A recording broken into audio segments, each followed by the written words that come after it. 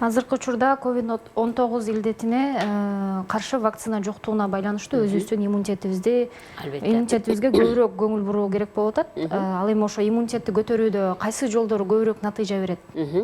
Мен эми ушу мына коронавирус башталгандан бери эле кайсы жерге чакырса эле өзүм сүрөттөрүмдү көтөрүп барам да. Эми ушул урматтуу мекендештер жакшылап түшүнгүлө депчи.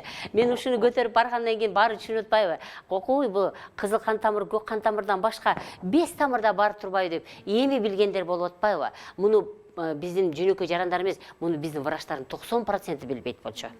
Себеби биз көңүл бурбайбыз буга. Муну билет, бар экен, 5 системасы бар экен, врачтар билет. Бирок буга көңүл бурган эмеспиз да. Мына сиз берген суроо иммунитетти кандай көтөрөбүз деген сөз. Иммунитет деген сөз мына ушул сиздин 5 тамырыңыз деп айтар элем да.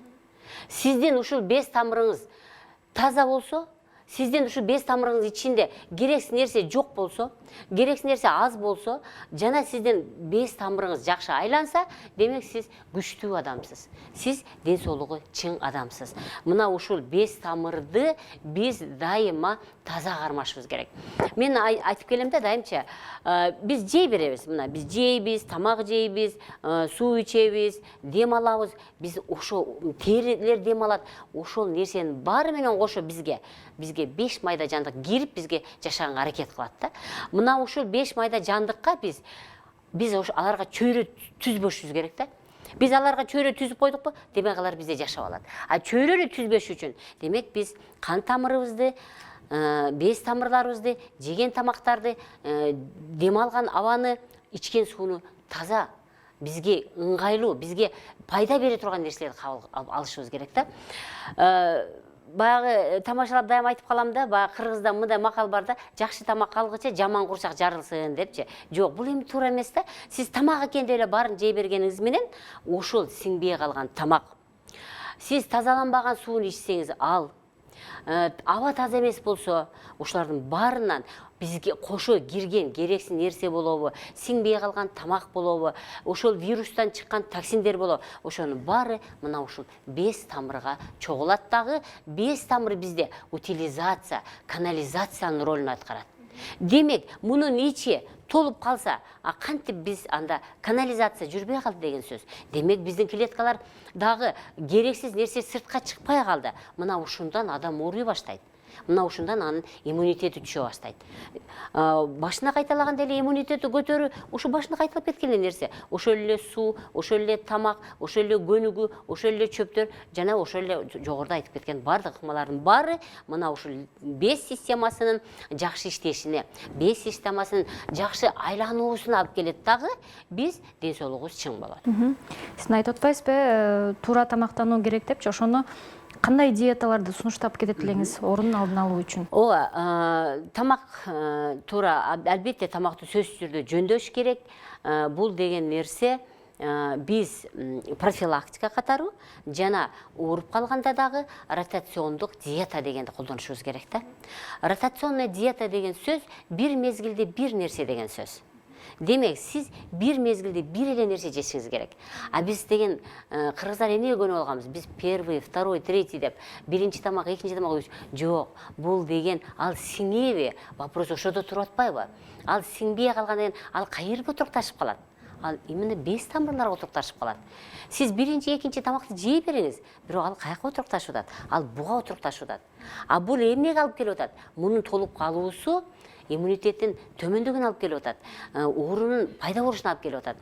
Демек, ротационный диета бир мезгилде бир нерсе деген сөз. Сиз эртең менен турдуңуз, понедельник күндөн баштайлык, понедельник күнү эртең менен завтракка сиз суга бышырган гана күрүч жейсиз. Болду. Суга бышырасыз, тузду саласыз, татымы жакшы болгондон кийин жей турган абалда боло турган болсо, ошону жейсиз. Эми анча-мынчалар анча жей албайм дейт, анда бир чайный ложка сары майды кошуп жесе болот. Пахта майдан жана күн карама майдан көрө биздин кыргыздын сары майы бул номер 1 болуп эсептелинет.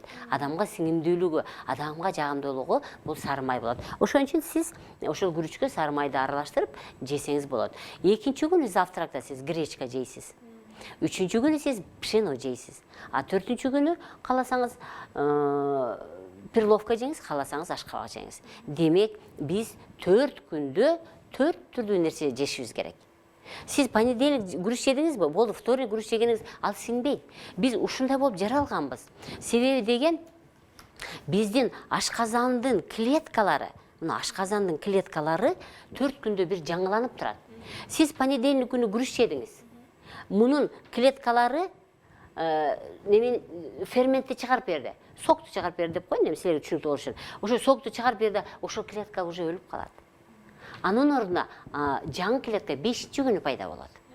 Демек сиз 1-чи күнү күрүч жесеңиз, 2-чи күнү аны эрте турган клетка жок да, ал сок жок. Демек сиз 2-чи күнү жеген күрүчүңүз ал сиңбейт. Демек биз 2-чи күнү башка тамакты беришибиз керек. Мына ушундай эле завтрак ротация түрүндө, обед ротация түрүндө. Обедте да бүгүн сиз мал жеди, эт эмне кылабыз деп кыргыздардын больной местосы этти сурайт да. Этти сиз 5 күндө бир жейсиз деймин. Жок, сиз бүгүн деле эт жеңиздиңиз, эртең деле ал сиңбей жатат. Ал сиңбеди дагы мына ушул бес тамырларга чогулуп туруп, аны ал бес тамырлардын ичи чоңоюп, бес тамыр көңдөйү да. Анын ичине керексиз нерселер тола баштады. Ал дагы толду, акыры ал толбой калгандан кийин ал сыртка чыгара баштайт. Май түрүндө сыртка чыгарат дагы адамдын ич көңдөйү чоңойгону бул шылак болуп саналат. Мен дайым тамашалап күлүп калам. Мен авторитетимин деп күлүп тамашалашат, неме мактанып калышат да, эми тамаша этинде. Жок, ал авторитет эмес, ал шылак деп мен капа кылат элем да ал адамдычы. Ал шылак, ал сизге сиңбеген тамак. Сиз понедельник күнү күрүч жеген болсоңуз, эртесинде күрүч жеген болсоңуз, 3-чү күндө күрүч жеген болсоңуз, ошо 2-3 жеген күрүчүңүз мына ушул жака чогулду деген сөз. Сиңбей калган тамактар деген сөз, мына ушул организмге чогулуп калды деген сөз. Демек, сиз эртемеги тамак болобу, түшкү тамак болобу, кечки тамак болобу, ар бир мезгилде бир нерсе жегенге аракет кылышыңыз керек. Салатты бизде помидор, болгарский баарын кошуп берет, жок. Адам жакшы болуш үчүн, адам организмин иммунитетин көтөрүш үчүн бир мезгилде бир нерсе жейиш керек. Мисалы, сиз ошо күрүчкө бүгүн огурцу кошуп жесем дейин десеңиз, только бадыраңганы кошуп жейсиз. Помидорду кошпош керек. Помидорду сиз эртеси жейсиз. Мөмөнү деле ошондой. Бүгүн сиз алма жедиңизби? Демек сиз эртең алма жебейсиз. Сиз эртең груша жешиңиз керек. Наркы күнү уже жүзүм жешиңиз керек. Көрдүңүзбү? 4 күндө бир алмаштырып туруш керек. Эми кечки тамакты биз бардыгыбыздын уурулуу жерибиз бул кечки тамакта. Кыргыздын баары дегеле, мусулмандын баары эле кечки тамакка, бүт жакшы тамактын баарын кечки тамакка калтырат дагы, баарын кечки тамакта жейт. Жок. Кечки тамак деген бул орус калкынын эң жакшы сөзү бар. Легкий ужин деген. Жеңил, эң жеңил тамак кечки тамак болуш керек. Демек, кечки тамакка биз бир гана овощторду гана, жашылчаны гана предложить этет элем да. Бүгүн сиз капуста туштет жедиңизби? Эртең сиз картошка жеңиз. Бүрсү күнү сиз свекла жеңиз. Наркы күнү сиз сабиз жеңиз. Алардын баарын сууга бышырып жеген, буга бышырып жеген жакшы. Мына адам азыр мына ушул коронавирустан сактаныш үчүн, коронавирус болуп ооруп калган болсо, демек ошо бизге кирип, вирус жашап, өзүнөн калтырып кеткен токсиндерди кууп чыгыш үчүн биз азыр ротационный диетаны 6 айдан 2 жылга чейин кармансаңыз, ошондо гана сиздин иммунитетиңиз көтөрүлөт. Себеби деген сиз 10 жаштасызбы, сиз 20 жаштасызбы, сиз 40 жаштасызбы, сиз 90-да, сиз 100-дөсүзбү? Сиздин организмиңизге керексиз нерсенин баары толуп калганда. Эми аны кууп чыгыш үчүн 10 күн эмес, канча күн кармайм дейт. Кагылайын кыргызым дейм, 365 күн 90 жыл кармай бер дейм. Ден соолугуң чың болгусун каалайсыңбы? Пожалуйста, кармай бер дейм. Эми жок дегенде ыйлай турган болсоңор, анда 6 айдан 2 жылга чейин кармангыла деп айтар элем.